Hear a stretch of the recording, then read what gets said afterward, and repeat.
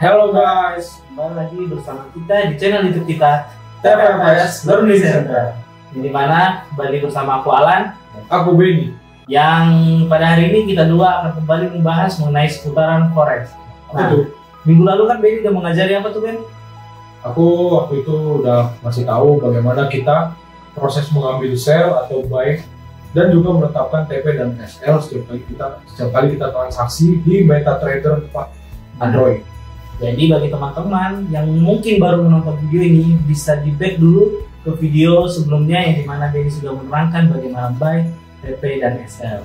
Nah, bagi teman-teman yang sudah memperhatikan, semoga bisa semakin paham di tradernya. Nah, pada hari ini kita kembali lagi membahas mengenai seputaran forex.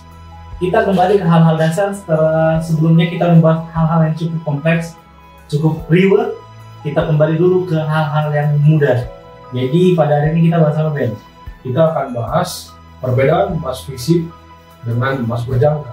Nah, jadi apa sih perbedaan dari emas fisik dan emas berjangka? Perlu diketahui emas berjangka itu adalah SAU USD, yang dimana pada teman-teman yang sering trading di SAU USD itu adalah emas berjangka. Sedangkan emas fisik ya sudah kita tahu yang ada bentuknya, fisiknya. Fisiknya. Nah, kalau di Indonesia Ben, emas fisik itu biasanya yang ngeluarin, yang ngeproduksi, yang ngatur itu siapa Ben? Ada banyak sih, salah satunya adalah PT Antam atau Aneka Tambang. Ya. Jadi untuk Indonesia sendiri yang mengatur regulasi pembuatan dan segala macam mengenai emas fisik itu berada di naungan PT Antam. Jadi di setiap negara berbeda-beda teman-teman. Bukan berarti di Indonesia Antam, Malaysia Antam, bukan ya Ben? Bukan. Jadi setiap negara itu punya PT sendiri, punya perseroan dia sendiri.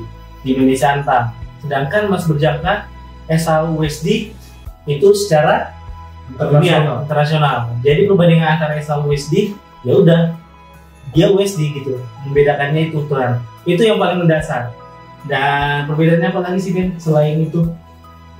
Tahu nggak? Kalau emas fisik atau emas batangan itu sebenarnya bisa lebih mahal karena perusahaan yang menjual itu dia mengambil untung yang cukup besar atau margin yang lebih besar daripada emas berjangka gitu. Kemudian kalau di emas berjangka kan biayanya paling spread, kemudian ada komisi juga yang paling besarannya hanya sekian dolar, nggak begitu besar. Jadi sebenarnya kita membeli emas berjangka itu lebih murah. Kemudian Jadi pada akhirnya sebenarnya emas fisik itu kenapa lebih mahal? Karena balik lagi ada yang mengatur, yaitu tadi kalau di Indonesia Antam, di luar negeri juga ada yang berbeda-beda. Jadi dia membuat margin keuntungan untuk si perusahaan itu.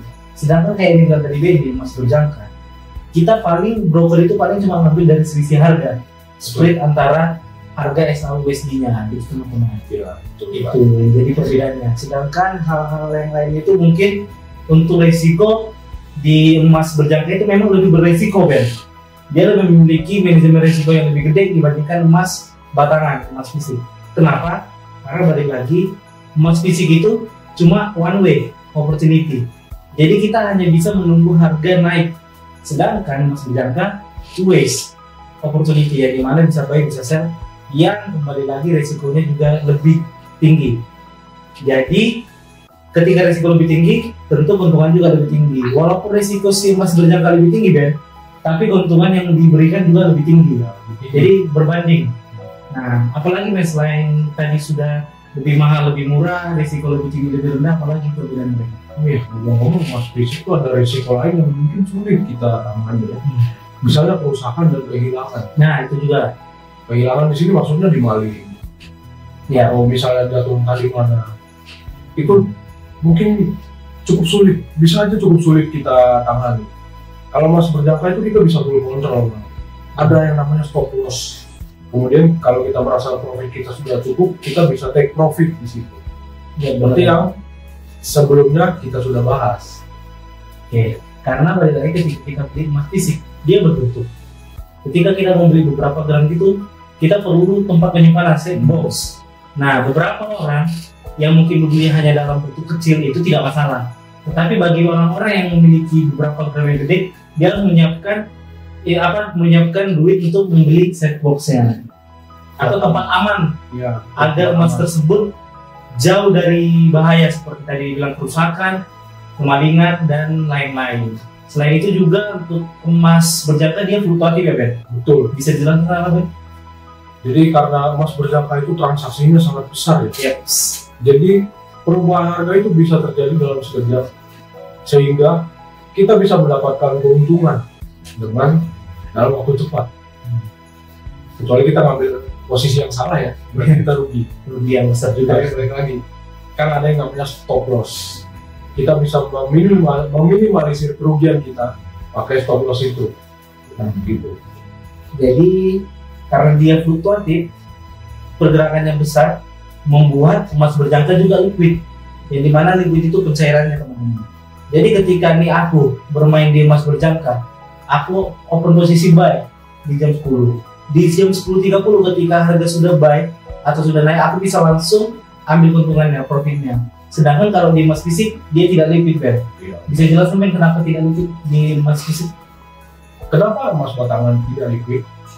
Karena balik lagi, proses transaksi di dalam emas fisik itu, emas batangan itu tidak sebanyak di emas berjangka.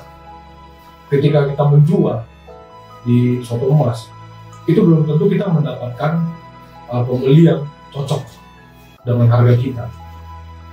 Nah, jadi dia harus menunggu ada yang beli Iya. sama ada yang jual. Sedangkan di emas berjangka karena terlalu transaksinya besar, jadi dengan lebih cepat terjual dan terbeli. Gitu. Itu beberapa poin-poin perbedaan dari emas fisik dan emas berjangka teman-teman. Dan mungkin masih banyak juga lagi perbedaan-perbedaannya, tetapi kita sampaikan tadi itu salah satu yang utama, itu yang perlu kita ketahui. Oke, mungkin ada tambahan lain nggak Ben untuk teman-teman yang lagi nonton? Sepertinya udah cukup. Jadi teman-teman, memang video kali ini kita memberikan lebih singkat, tetapi informasi yang kita berikan lebih padat. Nah, bagi teman-teman yang mungkin masih ada pertanyaan mengenai emas fisik dan emas berjangka, bisa bertanya di kolom komentar YouTube kita, atau jika kalian ada bertanya dan mungkin ingin segera dijawab, coba deh di scroll YouTube kita atau di kita Instagram kita. Mana tahu sudah terjawab. Nah, teman-teman, mungkin kita akhiri video kali ini. Aku Alan. Aku Benny. Bagi teman-teman yang belum subscribe YouTube kita, boleh di subscribe.